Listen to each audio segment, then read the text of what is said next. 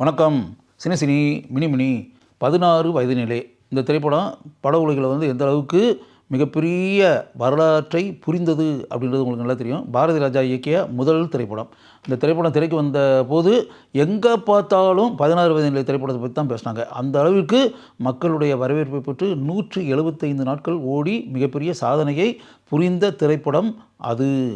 Bharathi Raja first film direct பண்ணி அப்படின்னு வரும்போது மயிலு அப்படின்னு அந்த படத்துக்கு முதல்ல வச்சுருந்த பேர்.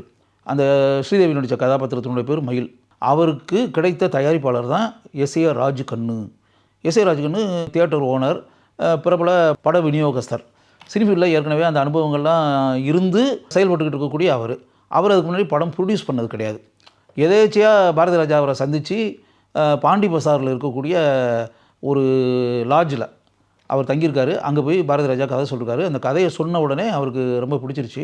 எஸ்.ஏ. ராஜ்கண்ணுக்கு இந்த கதையை நான் ப்ரொடியூஸ் பண்ணுறேன், படமாக நீ டைரக்ட் பண்ணு அப்படின்ற மாதிரி சொல்லி அப்படின்னு வரும்போது அந்த படத்தில் கதாநாயகனாக யாரை போடலாம் அப்படின்னு இப்போ 16 வயது நிலை படத்துக்கு பேர் வச்சாங்க. கதாநாயகனாக யாரை போடலாம் அப்படின்போது அப்போ வளர்ந்து வரக்கூடிய கதாநாயகன் கமலஹாசனை கதாநாயகனாக போடலாம் அப்படின்னு பாரதி ராஜா சொல்கிறார். உண்மையில் யோசிச்சு பார்த்தீங்கன்னா இப்போ யோசிச்சு பாருங்கள், 16 வயதில் படத்தை பற்றி அப்படி யோசிச்சு பாருங்கள். கமலஹாசன் இப்போ எப்படிப்பட்ட படம் நடிச்சிருந்தார். கமலஹாசன் தமிழ்லையும் சரி மலையாளத்துலேயும் சரி டீனேஜ் பாய் அப்படின்றபோது இளம் தலைமுறை எப்படிப்பட்ட கதாபாத்திரத்தை ரசிப்பாங்களோ அந்த பேட்டர்னில் அல்ட்ரா மாடர்ன் இளைஞனாக கமலஹாசன் அப்படி தான் நடிச்சுக்கிட்டு இருந்தார். பொதுவாக கமலஹாசன்னாலே பொதுவாக மக்கள் மத்தியில் அப்போ அப்படிப்பட்ட கதாபாத்திரத்தில் நடிக்கக்கூடிய கமலஹாசனை தான் மக்கள் விரும்பினாங்க. அதான் அவங்க ஏற்றுக்கிட்ட நிலை. அப்படி வருங்களேன். அப்படி இருக்கக்கூடியதில் சப்பானின்னு ஒரு கதாபாத்திரத்தில் விந்தி நடந்துக்கிட்டு மூக்கில் வளையத்தை மாற்றிட்டு வெத்தலை போட்டு குதைப்பிக்கிட்டு அப்படின்ற மாதிரி இப்படி யாராவது கமலஹாசனை போடலான்னு நினச்சிருப்பாங்களா? ஆனால் பாரதி ராஜா நினச்சிருக்கார் பாருங்க. நான் உண்மையாகவே பாரதி ராஜா சார்ட்ட பின்னாடி அவரை சந்தித்து பேசக்கூடிய ஒரு நிலை இருக்கும்போது இதெல்லாம் பாரதி ராஜா சார்ட்ட நானே கேட்டேன், உங்களுக்கு எப்படி சார் இப்படிப்பட்ட துணிச்சல் வந்துச்சு அப்படின்னு. ஆச்சரியமான ஒரு மேட்ரு. கமலஹாசனை கதாநாயகனை போடலான்னு சொல்லிட்டு அவர் மனசுக்குள்ளே நினச்சிருக்காரு. எஸ்.ஏ. ராஜ்கண்ணு ஓகே அப்படின்ட்டார். அதுக்கு பிறகு கமலஹாசனை போய் சந்தித்து இந்த கதையெல்லாம் சொல்லி சப்பானின்னு ஒரு கதாபாத்திரம், இதில் நீங்கள் கொஞ்சம் நொண்டிக்கிட்டு விந்தி தான் நடக்கணும், வெத்தலையெல்லாம் போட்டு குதைப்பிக்கிட்டு இன்னும் சொல்ல போனால் கோவணத்தை கட்டிக்கிட்டு கூட படத்தில் காட்சியெல்லாம் வருது, இதெல்லாம் கூட நடிக்க கமலஹாசன் சம்மதிச்சிருக்கார் பாருங்க.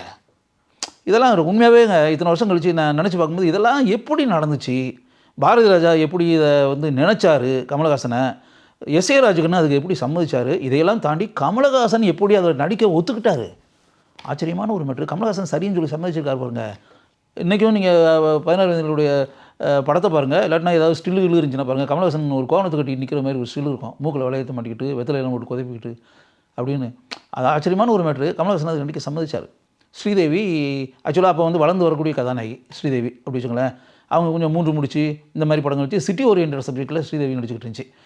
அப்போ கிராமத்து கதை அப்படின்ற பேட்டர்னில் ஸ்ரீதேவி ஆழமான கிராமத்து கதைன்ற மாதிரி ஸ்ரீதேவி நடிக்காத காலகட்டம்.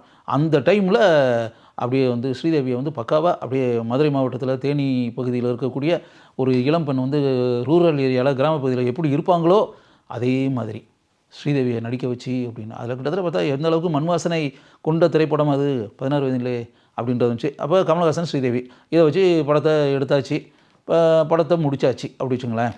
ஆர்ஓ ஃபிலிம்னு சொல்லுவாங்க அந்த காலத்தில். ஆர்ஓ ஃபிலிம்ன்றது ரொம்ப விலை கம்மியான ஃபிலிமு. அதில் ஷூட் பண்ணப்பட்ட படம் தான் 16 வயது நிலை திரைப்படம். படம் ஃபுல்லாக முடித்த பிறகு துணிச்சலான அட்டம்ப்ட்டு படத்தெல்லாம் முடிச்சிட்டாங்க அப்படின்றதெல்லாம் ஒரு பக்கம் இருக்கட்டும்.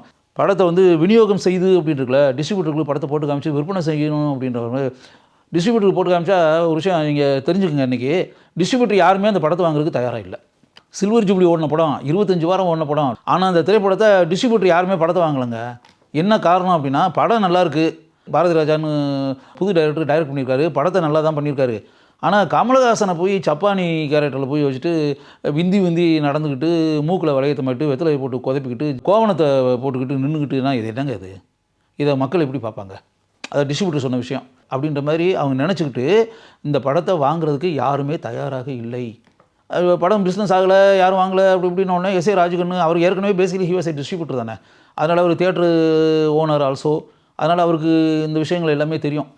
கமர்ஷியல் சைடு டிஸ்ட்ரிபியூட்டர் இப்போ வேண்டான்றாங்க, வாங்குறதுக்கு தயங்குறாங்க, கமலஹாசனை மக்கள் ஏற்றுக்கிற மாட்டாங்கன்னு நினைக்கிறாங்க.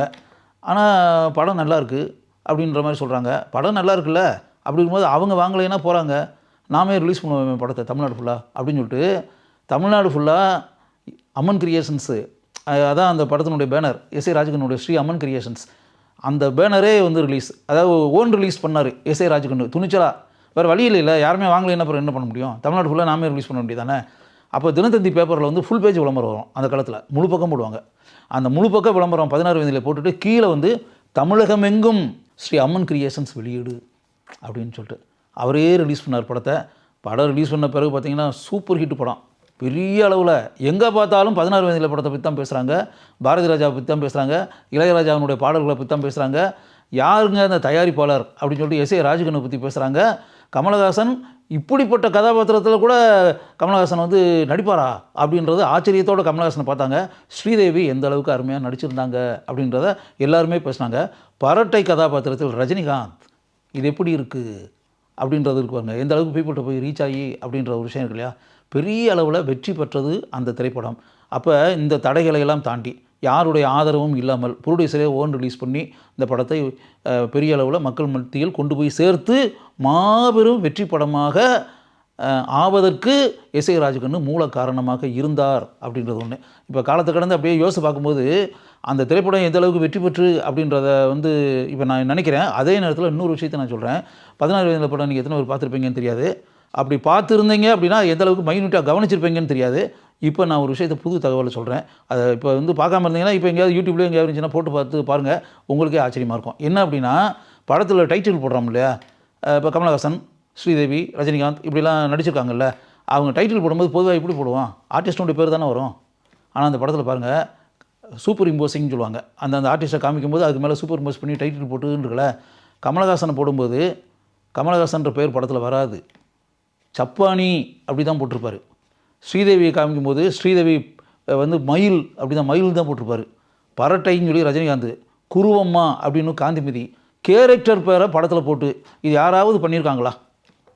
இப்படி பண்ண முடியுமா? பாரதி ராஜா ஃபஸ்ட்டு ஃபில்மு, அவருக்கு முதல் படம். ஆனால் கமலஹாசன் ஏற்கனவே அவர் பிஸியான நடிகர், ரஜினிகாந்த் ஏற்கனவே வில்லன் நடிகராக வந்து சினிஃபீல்டில் நடிச்சுக்கிட்டு இருக்காரு, ஸ்ரீதேவி ஏற்கனவே கதாநாயகியாக வந்துட்டாங்க, காந்திமதி ஏற்கனவே படத்தில் நடிச்சுக்கிட்டு இருக்காங்க. யோசிச்சு பாருங்கள், அவங்க புதுசு கிடையாது, யாருமே சினிஃபீல்டில் பிஸியாக இருக்கக்கூடியவங்க அவங்க அத்தனை பேருமே. அவங்கள போட்டுட்டு பாரதி ராஜா வந்து புதுமை இயக்குனர்னு சொல்கிறாங்களே.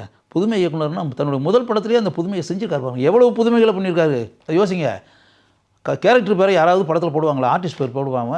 இதை வந்து போடுறதுன்றது வேறு விஷயம், அந்த போடணும்னு நினச்சது வேறு விஷயம். அதுக்கு பிறகு இந்த ஆர்டிஸ்ட்டு சம்மதிச்சிருக்காங்க பாருங்கள்.